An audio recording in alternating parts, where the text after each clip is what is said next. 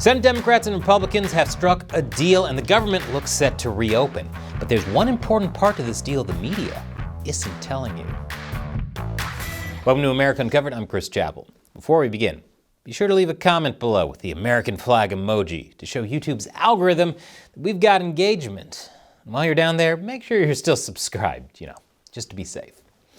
So in an update to the episode I did covering the government shutdown, the government is no longer shut down. Kind of. On Sunday night, Senate Republicans, along with 8 Democrats, reached a deal to reopen the government. The deal still needs to go through a final vote in the Senate before it gets sent over to the House of Representatives, but otherwise, it seems good to go. But there you have it, crisis averted. The government's opening back up. And we won't have to deal with this again until January 30th. Okay then. So this deal is actually just a continuing resolution set to expire after 3 months. And when that time is up, we get to do this all over again. So what did this deal actually accomplish exactly?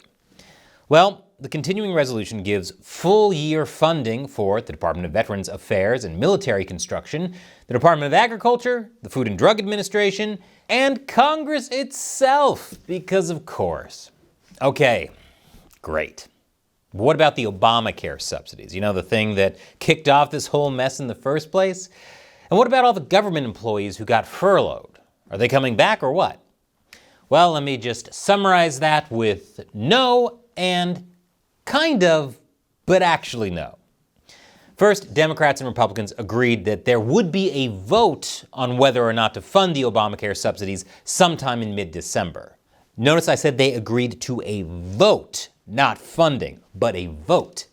Based on what Republicans are saying, when that vote comes, the answer will still be no. We'll never agree to give any substantial money or any money to really prisoners, illegals that come into our country. And I think the Democrats understand that. But it's actually more than just a no from Republicans. President Trump is encouraging Senate Republicans to redirect those government funds away from Obamacare and quote-unquote money-sucking insurance companies, and instead give that money to Americans directly. Also, unrelated, terminate the filibuster. Just had to sneak that one in. So it's not looking good for Democrats. By allowing this deal to go through, Democrats basically sacrificed all of their leverage just so Republicans could shoot down their main policy objective at a later date. Senator Bernie Sanders called the deal a horrific mistake, while Gavin Newsom described it as a betrayal. Rank-and-file Democrats were none too happy either. Liberal influencer and Biden hype man Harry Sisson had this to say. We bent the knee, we caved. It is pathetic. Yes, many were sad. Others were angry. Like this user who called on his followers to torture Chuck Schumer for failing to stop the deal. And that post got more than 20,000 likes. But I suppose it's good there's at least one thing Democrats and Republicans can agree on. So, score one for Republicans. But what about Democrats? Did they get anything out of this? Well, the deal would at least reinstate the more than 4,000 federal employees who were laid off during the shutdown and ensure back pay to everyone who was furloughed. Not bad, not bad. This was sort of a big deal for Democrats. As I covered in last week's election episode, those out-of-work federal employees are part of the reason Democrats overperformed in states like Virginia. Now, you may remember Russ Vought, the director of the Office of Management and Budget, who orchestrated these firings. I tell you, he must be fuming now that all those workers are coming back. I guess the Reaper wasn't so scary after all, right? Right? Well, hold on just a second. As that Axios article points out, there's nothing to prevent the White House from conducting layoffs starting in February. Wait, why is that? Well, there's a few reasons. First, the federal civilian workforce consists of over 2 million people, and the 4,000 who got fired, that was just a test run. Vought used the shutdown as an opportunity for the OMB to reshape other agencies. He issued memos redefining who is and who isn't essential. He drew up lists of agencies to be gutted. He also set out procedures for how to do it. Now this is where it gets interesting. By agreeing to reopen the government, Democrats handed Vogt everything he needs to see his plan through. You see, now that the government is reopening, the OMB will have a budget again. That means it can pay out severance, unemployment, and relocation costs when all those government positions are abolished.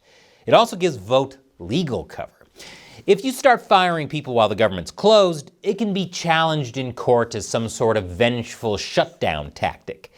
But if it happens while the agencies are funded, well, that's just reorganization and fiscal alignment. Of course, there's always the possibility the government will shut down again come January 30th, in which case, we're back to a war of attrition where every bureaucrat is forced to ask the question, how long can I go without getting paid? Now, if you go back to the episode I mentioned earlier, the one I did when the shutdown first started, you'll know why this is important. It all comes back to Project 2025, which Vogt helped write. It says that in order to carry out the president's desires, political appointees must be given the tools, knowledge, and support to overcome the federal government's obstructionist human resources departments. More fundamentally, the new administration must fill its ranks with political appointees. This is what the media has completely missed out on. The shutdown wasn't just about some fight over health care. It was Trump's chance to lay the groundwork for a massive purge. And now that the OMB will have its funding, that purge can begin in earnest. By seizing control of the bureaucracy and filling key positions with loyalists, Trump and the Republicans will have as much, if not more, control over the government than if they had passed new laws. At that point, terminating the filibuster would just be the cherry on top. So while the shutdown might be over for now, the fight over who really runs Washington is just getting started. What do you think? Leave your comments below. And be sure to head over to AmericaUncovered.tv. There you'll always get updates on our recent episodes, access to exclusive deep dives, and a chance to talk with me and the team. That's AmericaUncovered.tv. Once again, I'm Chris Chappell. Thank you for watching America Uncovered.